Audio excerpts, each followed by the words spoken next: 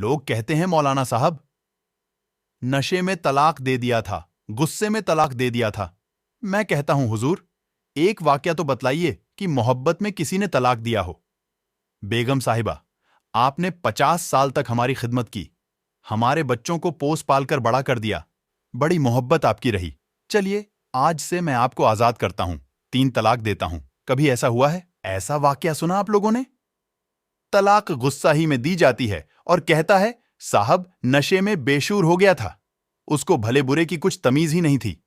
ہم کہتے ہیں کہ اللہ کے بندے بھلے برے کی تمیز نہیں تھی تو ماں کو کیوں نہیں کہا امی جان آپ کو 3 طلاق؟ بہن کو کیوں نہیں کہا کہ آپا تجھے 3 طلاق؟ اس کا مطلب یہ ہے کہ شراب پینے اور غصے کے باوجود اس کا دماغ بیدار ہے کہ طلاق بیوی کو دی جاتی ہے، ماں اور بہن کو نہیں دی جاتی ہے۔ جب اتنا شعور ہے اور اس شعور کے ساتھ طلاق دے رہا ہے تو طلاق کیوں نہیں ہوگی؟